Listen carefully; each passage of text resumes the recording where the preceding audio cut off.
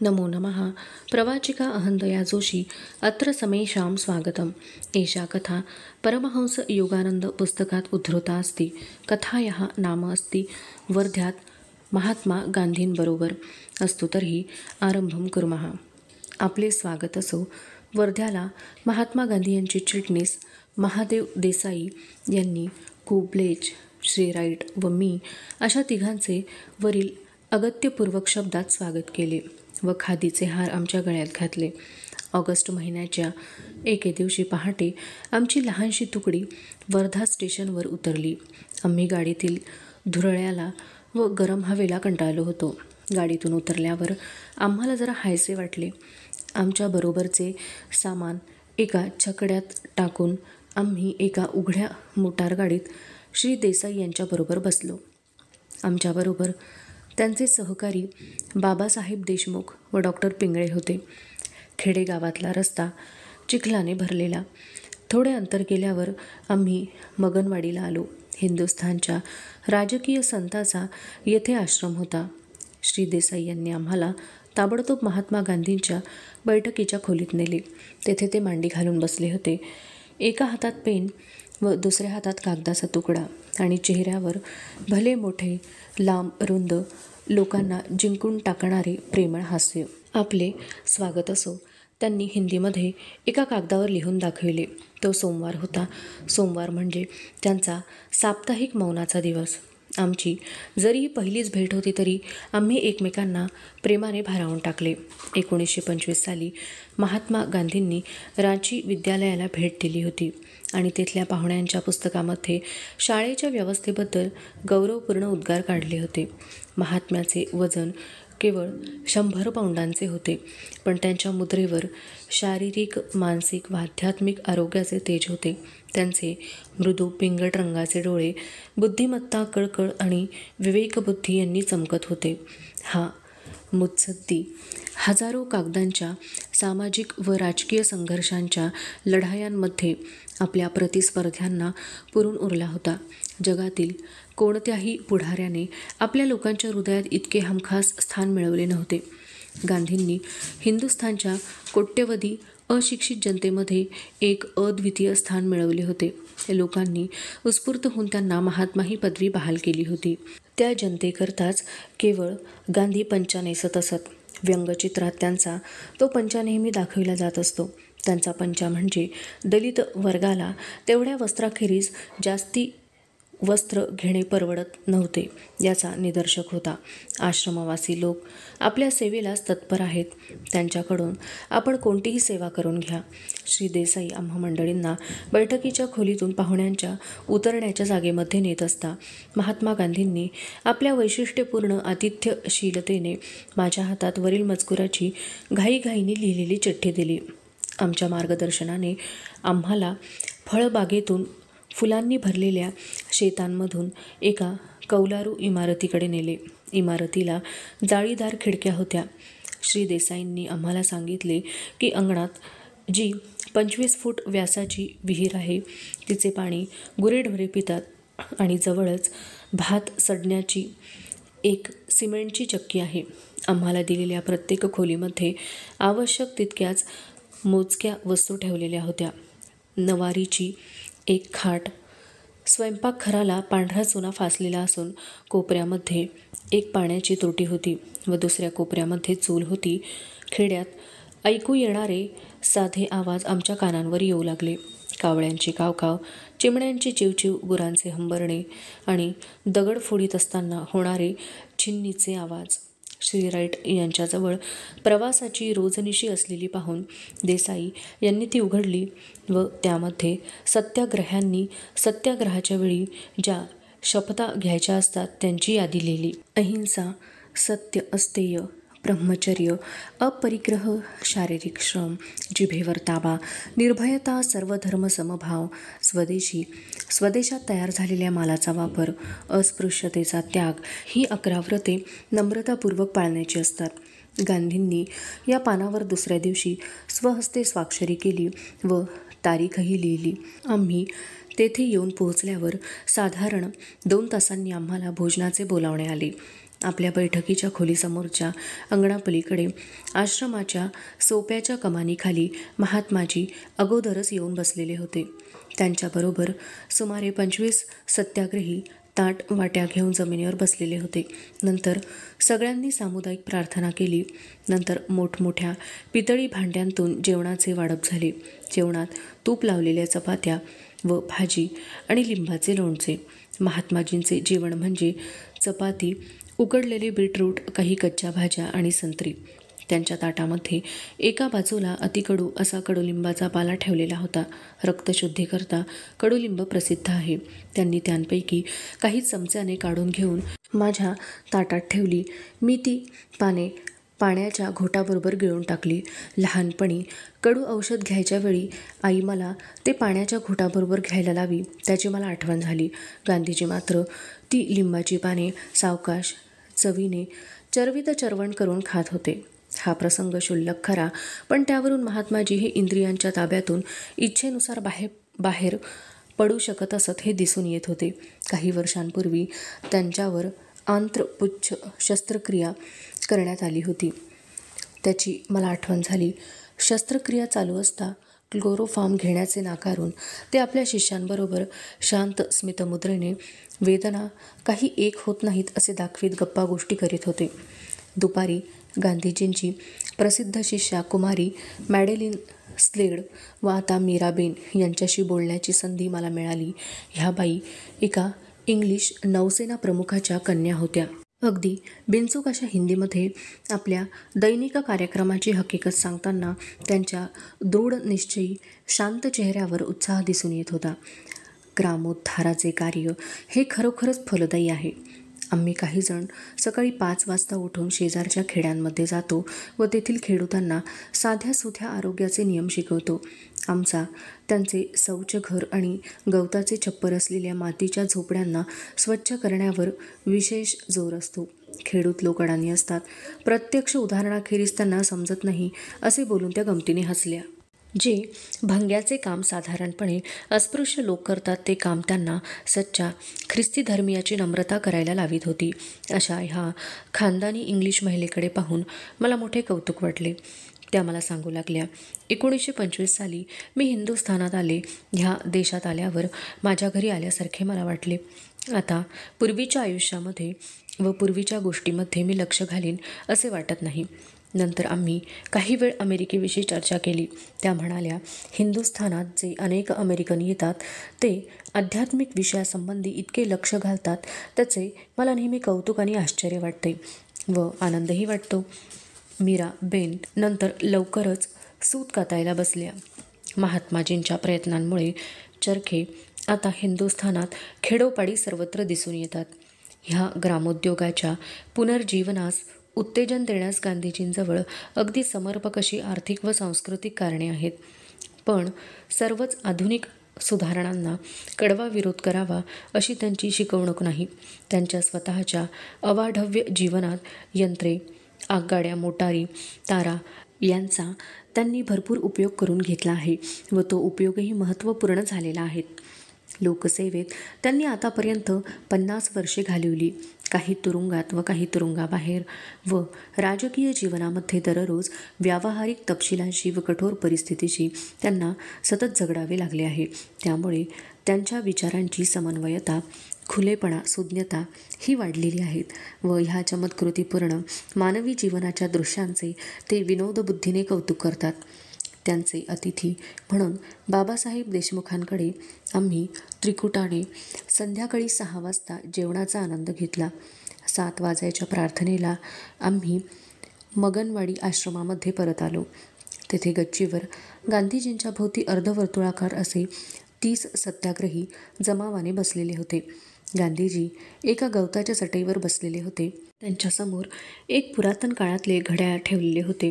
मावळत्या सूर्याची किरणे तेथल्या ताडांच्या व केळींच्या झाडांवर शेवटला तजेला देत होती. रातकिड्यांचा आवाज ऐकू येऊ लागला होता. वातावरण गांभीर्यपूर्ण होते. मी आनंदाने भारावून गेलो. प्रथम श्री देसाईंनी एक गंभीरशी धून म्हटली. नंतर बसलेल्या सर्व मंडळींनी त्यास साथ दिली. नंतर गीता वाचन झाले. नंतर महात्माजींनी समारोपाची प्रार्थना मी म्हणावी म्हणून खूण केली. विचार आणि आकांक्षा यांचा काय हा दिव्य संयोग! विस्मरणीय आठवण असती. गोत्या ताऱ्यांच्या प्रकाशात वर्ध्याला गच्चीवर बसलेली ती ध्यानाची बैठक. बरोबर 8 वाजता गांधींनी आपले मौन सोडले. आपल्या आयुष्यात अनेक बाबतीत प्रचंड परिश्रम त्यास करावे लागत असल्याने त्यांनी प्रत्येक कार्यक्रमास अगदी काटेकोरपणे वेळेचे वाटप केलेले होते. स्वामीजी या वेळेचे त्यांचे स्वागत काही चिठ्ठीमार्फत नव्हते. आम्ही नुकतेच गच्चीवरून त्यांच्या बैठकीच्या खोलीत आलो होतो. खोलीत चटया घातलेल्या होत्या. उतरते लहानसे बैठे मेज, त्याच्यावर पुस्तके, कागद आणि काही साधे टाक, एक कोपऱ्यात ठेवलेले वर्णनास अवघड असे एक घड्याळ. शांतता व भक्ती यांचे सर्वत्र साम्राज्य पसरलेले होते. गांधी आपले मोहक, पोकळ व दंतविरहित असे हास्य करीत होते. ते खुलासा करू लागले. आठवड्यात 1 दिवस मौन पाळायला बऱ्याच वर्षांपासून मी सुरुवात केली. हेतू हा की पत्रव्यवहाराकडे पाहावयास वेळ मिळावा. पण आता हे सगळे 24 तास आध्यात्मिक कार्यांना लागू लागलेले आहेत आणि म्हणून हे जे साप्ताहिक मौन मी पाळत असतो त्याने मला त्रास तर काही होतच नाही, उलट फार आनंद वाटतो. त्यांचे म्हणणे मी अंतःकरणपूर्वक मान्य केले. महात्माजींनी मला अमेरिका व युरोपबद्दल अनेक प्रश्न विचारले. तसेच हिंदुस्थानविषयक व जागतिक प्रश्न यांवरही आम्ही चर्चा केली. महादेव श्री देसाई खोलीत येताक्षणीच गांधी त्यांना म्हणाले, उद्या रात्री टाऊन हॉलमध्ये स्वामीजींच्या योगावरील भाषणाची व्यवस्था करा. नंतर रात्री महात्माजींची परवानगी घेतेवेळी त्यांनी ध्यानात ठेवून निलगिरी तेलाची एक बाटली माझ्या हातात दिली. वर्ध्याच्या डासांना अहिंसेबद्दल काही माहिती असावीसे दिसत नाही स्वामीजी, ते हसत हसत म्हणाले. दुसऱ्या दिवशी सकाळी आम्ही मंडळींनी न्याहारीस गव्हाची खीर आणि दूध घेतले. 10:30 वाजता आम्हाला जेवायचे बोलावणे आले. जेवणाची जागा आश्रमाच्या पडवीतच होती. पंक्तीला गांधीजी व त्यांचे सत्याग्रही होते. आजचा जेवणाचा बेत म्हणजे हातसडीच्या तांदळाचा भात, एक नवीन भाजी आणि वेलची दाणे असा होता. दुपारी मी आश्रमात हिंडलो. आश्रमात गायी शांतपणे चरत होत्या. गोरक्षण म्हणजे गांधीजींचे व्रतच होते. गाय म्हणजे मला मनुष्येतर सारी प्राणीसृष्टी की जेथपर्यंत मनुष्य जातीपलीकडे माणसाची भूतदया जाऊ शकते. महात्माजींनी स्पष्टीकरण केले, गायीच्या माध्यमाने मनुष्याने इतर प्राणीमात्रांशी समरस व्हावयास पाहिजे. प्राचीन ऋषींनी प्राणीमात्रामध्ये देवस्वरूप मानावयास गायीला का निवडले हे मला समजलेले आहे. हिंदुस्थानामध्ये सगळ्यात जास्त सहवास गायीचा घडतो. समृद्धीची ती जननी आहे. ती नुसते दूधच देते असे नव्हे, तर शेतीच्या कामात तिची फार मदत होते. गाय म्हणजे कारुण्याचे एक जिवंत काव्य आहे. त्या मूक व गरीब प्राण्यात कारुण्यभाव हा मूर्तिमंत दिसून येतो. हजारो लाखो मनुष्य प्राण्यांची ती दुसरी आईच आहे. गायीचे संरक्षण म्हणजे परमेश्वराने निर्माण केलेल्या साऱ्या मूक प्राणीसृष्टीचे संरक्षण करणे होय. ह्या खालच्या योनीतील सृष्टीचे परिपालन करणे हे विशेष अगत्याचे ठरते. याचे कारण असेही आहे की त्या सृष्टीत वाचा नाही. कर्मठ हिंदू मनुष्यास काही आचारधर्म हा दररोज पाळावा लागतो. ह्या आचारधर्मांपैकी एक प्रमुख म्हणजे भूतयज्ञ. भूतयज्ञ म्हणजे प्राणीमात्रासाठी आपण जे अन्न अर्पण करतो ते. भूतयज्ञ हा कमी उत्क्रांत अशा प्राणीसृष्टीबाबत माणसाचे जे काही कर्तव्य आहे ते, त्याची जाणीव ह्या भूतयज्ञात आहे. ह्या प्राणीसृष्टीमध्ये स्थूल शरीराशी तादात्म्यता ही एक सहज प्रवृत्तीच आढळून येते. ही प्रवृत्ती माणसाच्या ठिकाणी सुद्धा आहे व त्यामुळे माणसाची हानीही घडून आलेली आहे. ही जी स्थूल शरीराशी तादात्म्य पावण्याची सहज प्रवृत्ती प्राणीमात्राच्या ठिकाणी आढळून येते, त्या प्रवृत्तीमुळे त्यांच्यामध्ये विवेकबुद्धीचा, तारतम्य बुद्धीचा पूर्ण अभाव आढळून येतो. अशा तऱ्हेने भूतयज्ञ हा दीनदुबळ्या प्राण्यांना मदत करण्याच्या माणसाच्या प्रवृत्तीस उत्तेजन देतो. का की त्याच पद्धतीने उच्च कोटीतील अदृश्य जीव माणसास अनेक प्रकारे तशीच मदत करीत असतात. मनुष्याला पृथ्वी, समुद्र आणि आकाश यांपासून ज्या असंख्य वस्तूंचा लाभ घडून येतो त्यांसाठी तो त्यांचा ऋणी आहे. निसर्ग, पशुप्राणी, मनुष्य व इतर पारलौकिक मृतात्मे यांच्यामध्ये कमी अधिक उत्क्रांतावस्थेमुळे संवादहीनतेचे जे अडसर पडलेले असतात ते असे निःशब्द प्रेमाचे नित्य यज्ञ अर्पण केल्याने थोडेसे बाजूला सारले जातात. दैनिक आचार धर्मातले दुसरे आणखी यज्ञ म्हणजे पितृयज्ञ आणि द्रोयज्ञ. पितृयज्ञ म्हणजे पितरांना अर्पण केलेली आहुती. मनुष्याला आपल्या भूतकालीन पितरांचे हे ऋण असते. त्यांच्याच प्रज्ञेमुळे त्याच्या ठिकाणी बुद्धी परंपरेने आलेली असते. त्या ऋणाची अंशतः परतफेड करणे हा पितृयज्ञातील अभिप्रेत हेतू आहे. द्रोयज्ञ म्हणजे कोणाही अतिथीला किंवा गरिबाला केलेले अन्नदान. माणसाचे माणसाबद्दल समकालीन व्यक्तींबद्दल जे कर्तव्य राहते त्या कर्तव्याचे द्रोयज्ञ हे प्रतीक आहे. दुपारी गांधींच्या आश्रमातील लहान मुलींना मी भेट दिली व अशा तऱ्हेने एक प्रकारचा द्रोयज्ञ उरकून आलो. ह्या 10 मिनिटांच्या फेरफटक्यामध्ये श्री राईट माझ्याबरोबर होते. लहान फुलांसारखे असलेले ते चित्र, विचित्र साड्यांच्यावरती शोभत असलेले चेहरे. मी त्यांच्याशी उघड्यावर हिंदीमध्ये थोडे बोललो आणि एवढ्यात एक पावसाची सर आली. हसत हसत मी व श्री राईट दोघे गाडीमध्ये बसलो आणि मगनवाडीकडे गाडी हाकलली. पावसाच्या धारा चांदीच्या लड्यांसारख्या दिसत होत्या. उष्णकटिबंधातले काय हे विषम हवामान, मध्येच ऊन काय आणि मध्येच पाऊस काय. पुन्हा आम्ही अतिथीगृहात गेलो. तेथे दिसून आलेला अगदी कडक साधेपणा व ठाईठाई आढळून आलेला स्वार्थ त्याग पुनः माझ्या नजरेत भरून राहिला. गांधींनी अपरिग्रहाची शपथ, त्याचे व्रत आपल्या सांसारिक आयुष्याच्या अगदी सुरुवातीसच घेतले होते. दर साल ₹60,000 पेक्षा अधिक होणाऱ्या उत्पन्नाची वकिलीतील मोठी प्राप्ती सोडून देऊन महात्माजींनी आपली सर्व मालमत्ता गरिबांना दान करण्यात खर्च करून टाकली. संन्यस्त वृत्तीच्या अपुऱ्या व लोकांमध्ये रूढ असलेल्या समजुतींबद्दल श्री युक्तेश्वर नर्म विनोद करीत असत. गुरुजी म्हणायचे, भिकारी काही संपत्तीचा त्याग करू शकत नाही. एखादा मनुष्य विलाप करू लागला की माझा धंदा बुडला, माझी बायको मला सोडून गेली, आता मी सर्वस्वाचा त्याग करतो व आश्रमात जातो. आता ह्यात त्याने कशाचा त्याग केला? त्याने काही संपत्ती आणि प्रेमाचा त्याग केला नाही. संपत्ती व प्रेमानेच त्याचा त्याग केला. याच्या उलट गांधीजींसारख्या संत महात्म्यांनी नुसता केवळ जड वस्तूंचा त्याग केला एवढेच नव्हे, तर त्यांनी त्याहूनही अधिक बिकट अशा गोष्टींचा त्याग केलेला असतो. त्यांनी स्वार्थी हेतू व खाजगी ध्येय आकांक्षा यांचा त्याग केलेला असून त्यांनी आपले सर्व आंतरिक व्यक्तित्व साऱ्या मानवतेच्या महोदधीमध्ये विलीन केलेले असते. महात्माजींनी आपल्या संपत्तीचा विनियोग करतेवेळी काही थोडासा भाग आपल्या बायका मुलांकरता बाजूला ठेवला नाही. त्याबद्दल त्यांची असाधारण पत्नी कस्तुरबा यांनी कधीही आक्षेप घेतला नाही. गांधींचे लग्न अगदी किशोरावस्थेतच झाले होते आणि 4 मुले झाल्यावर त्या दोघांनी ब्रह्मचर्याचे व्रत पाळले होते. कस्तुरबा ही त्यांच्या एकत्र सांसारिक नाटकातील धीरोदात्त नायिका होती. आपल्या पतीबरोबर त्या तुरुंगात गेल्या होत्या.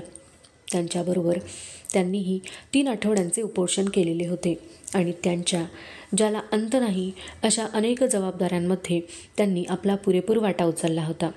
त्यांनी गांधीजींबद्दल पुढील गौरवपूर्ण शब्द काढले आहेत. आपल्याबरोबर आयुष्याची सोबतीण म्हणून व मदतनीस म्हणून राहण्याचे जे भाग्य मला लाभले त्याबद्दल मी आपली फार आभारी आहे. आपले हे वैवाहिक जीवन अगदी परिपूर्ण असे झालेले आहे, कारण त्याची उभारणी ब्रह्मचर्यावर झालेली असून त्यात वैषयिकता सुतराम नाही. असे हे जीवन मला लाभले त्याबद्दल मी आपली फार आभारी आहे. हिंदुस्थानासाठी आपण जे जीवित कार्य म्हणून नियुक्त केले त्यात मला आपल्या इतकेच मानले त्याबद्दल मी आभारी आहे. आपण इतर पुरुषांसारखा जुगार, रेस, बायका, मद्यपान, गाणे बजावणे यात कालाचा अपव्यय केला नाही व स्त्रीचा व मुलांचा कंटाळा केला नाही. जसा लहान मुलांना त्याच खेळण्यांचा चटकन कंटाळा येतो, त्याप्रमाणे तुम्ही माझा कंटाळा केला नाही. याबद्दल मी आपली फार आभारी आहे. दुसऱ्यांच्या श्रमावर आपण संपत्ती मिळवावी अशा विचारांच्या नवऱ्याप्रमाणे आपण नाही आहात. याबद्दल मी आपले किती आभार मानू. लाचलुचपतीच्या मोहाला बळी न पडता आपण परमेश्वर व देश यांची कास धरलीत.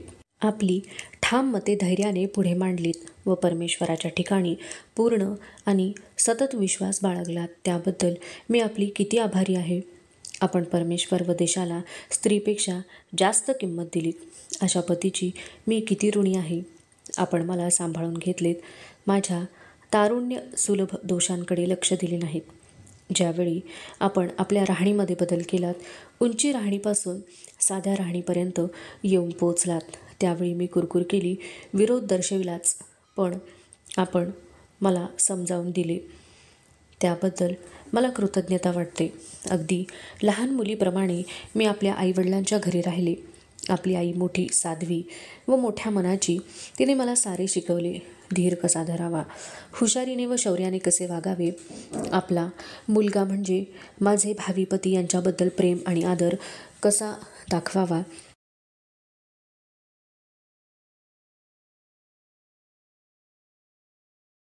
हे तिने मला शिकवले.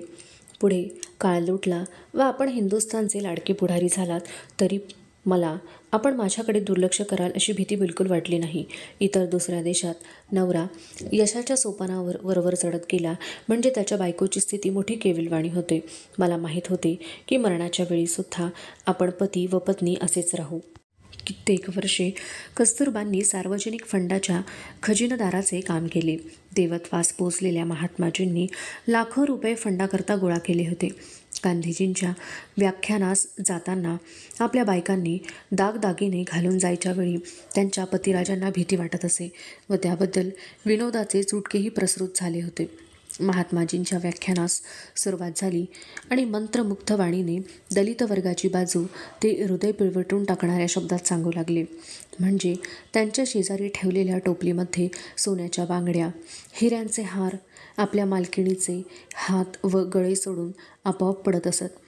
एके दिवशी सार्वजनिक खजिनदार कस्तुरबा यांना 4 रुपयांच्या खर्चाचा हिशेब देता येईना. गांधीजींनी रीतसर हिशेब प्रसिद्ध केले व त्यात बायकोच्या हातून झालेल्या 4 रुपयांच्या चुकीचा निर्देश केला. मी ही गोष्ट माझ्या अमेरिकन विद्यार्थ्यांपुढे वर्गात नेहमी सांगत असे. एके दिवशी संध्याकाळी सभागृहातील एका महिलेने यावर जोराचा आक्षेप घेतला. महात्मा असो की महात्मा नसो, ती म्हणाली, ते जर माझे यजमान असते तर मी त्यांना ह्या विनाकारण केलेल्या जाहीर अपमानाबद्दल चांगली अद्दल घडवली असती. नंतर आमच्यामध्ये अमेरिकन बायका व हिंदू बायका या विषयावर काही हास्यविनोद झाल्यावर मी ह्या प्रकाराचे खुलासेवार स्पष्टीकरण केले. श्रीमती गांधी या महात्माजींना आपले पती समजत नसून गुरु समजत असत. अर्थात गुरु म्हणून शिष्याला अगदी किरकोळ चुकीबद्दल सुद्धा शिस्त लावण्याचा अधिकार महात्मा गांधींना होता. मी त्यांना समजावून दिले. कस्तुरबांची अशी जाहीररित्या हजेरी घेतल्यानंतर काही राजकीय आरोपाकरता गांधीजींची तुरुंगात रवानगी झाली. तुरुंगात जाण्यापूर्वी ते आपल्या बायकोकडे निरोप घ्यावयास गेले. त्या त्यांच्या पाया पडल्या. महाराज, त्या नम्रतेने म्हणाल्या, मी जर आपल्याला काही दुखविले असेल तर त्याची मला क्षमा करा. त्या दिवशी दुपारी 3 वाजता वर्ध्याला मी अगोदर वेळ ठरवून त्या महात्म्याच्या बैठकीच्या खोलीत गेलो. त्या महापुरुषाने आपल्या बायकोसुद्धा आपले निष्ठावंत शिष्य करून टाकले होते. क्वचितच दिसून येणारा चमत्कार तो. गांधींनी वरती पाहिले व अविस्मरणीय असे हास्य केले. महात्माजी, मी त्यांच्या शेजारी चटईवर बसून म्हणालो, तुमची अहिंसेची काय व्याख्या आहे हे मला जरा कृपा करून सांगा. कोणत्याही जिवंत प्राण्याला इजा करण्याचे मनाने किंवा कृतीने टाळणे काय सुंदर कल्पना आहे. पण हे जग मात्र नेहमी विचारील, माणसाने एखाद्या लहान मुलाला किंवा स्वतःला सुद्धा वाचवण्यासाठी सापास नागास ठार मारू नये काय? माझ्या 2 व्रतांचा भंग केल्याखेरीज, एक म्हणजे निर्भयता व दुसरे म्हणजे अहिंसा. मी तो साप नाग मारू शकणार नाही. त्या सापास मारण्याऐवजी मी प्रेमलहरी निर्माण करून त्याला अंतस्थपणे शांत करीन. परिस्थितीला सोयीची पडावीत म्हणून माझी मूल्ये मला खालच्या दर्जावर आणता येणार नाहीत. अशा तऱ्हेने अगदी आश्चर्यकारकपणे आपले म्हणणे स्पष्ट केल्यावर गांधीजी पुढे म्हणाले, आता हे मला कबूल केले पाहिजे की समोर साप असता तर मला हे संभाषण इतक्या गंभीरपणे चालवता आले नसते. त्यांच्या बैठ्या मेजावर आहार विषयावर नुकतीच प्रसिद्ध झालेली कित्येक पाश्चिमात्य पुस्तके आढळली. तेव्हा मी त्यांबद्दल विचारले. होय, सत्याग्रहाच्या मोहिमेमध्ये आहाराला इतर बाबीतल्यांप्रमाणे महत्त्व आहे. गालातल्या गालात हसून ते म्हणाले, सत्याग्रहांच्या दृष्टीने संपूर्ण संयमन किंवा ब्रह्मचर्य अत्यावश्यक आहे असे मी नेहमी प्रतिपादन करतो आणि म्हणून ब्रह्मचार्याला योग्य असा कोणता आहार आहे ह्याच्या मी नेहमी शोधात असतो. जननक्षम सहज प्रवृत्तीवर नियमन ठेवण्याच्या अगोदर त्याने जिभेवर प्रथम ताबा मिळवला पाहिजे. अल्पाहार किंवा असमतोल आहार हे त्याला उत्तर नव्हे. अन्न ग्रहणाची आंतरिक वासना भागवल्यानंतर सत्याग्रह्याने असा आहार चालू ठेवला पाहिजे की ज्याच्यामध्ये सर्व जीवनसत्वे, खनिजे, कॅलरी वगैरे आवश्यक गोष्टींचा अंतर्भाव झालेला आहे. खाण्याच्या बाबतीत अंतस्थतः व बाह्यतः त्याने असा व्यवस्थितपणा ठेवला पाहिजे की जेणेकरून सत्याग्रहांच्या वीर्याचे परिवर्तन सर्व शरीरास आवश्यक अशी शक्ती पुरवण्याच्या कामी अगदी सहजरित्या झाले पाहिजे. मांसाहाराच्या ऐवजी दुसरे कोणते शाकाहारी पदार्थ आहेत या विषयाबद्दल महात्माजींनी व मी दोघांनी तुलनात्मकदृष्ट्या उहापोह केला. अवोकाडोची फळे ही फार उत्तम, मी म्हणालो. कॅलिफोर्नियामध्ये आमच्या केंद्राच्या जवळ अवोकाडोच्या कित्येक बागा आहेत. गांधीजींचा चेहरा औत्सुक्याने चमकला. वर्ध्यामध्ये अवोकाडोच्या बागा लावता येतील की नाही त्याची मला कल्पना नाही, पण सत्याग्रह्यांना हे फळ नवीन अन्न म्हणून खास आवडेल. लॉस एंजेलिसमधून वर्ध्याला अवोकाडोची काही कलमे मी जरूर पाठवून देईन, मी बोललो.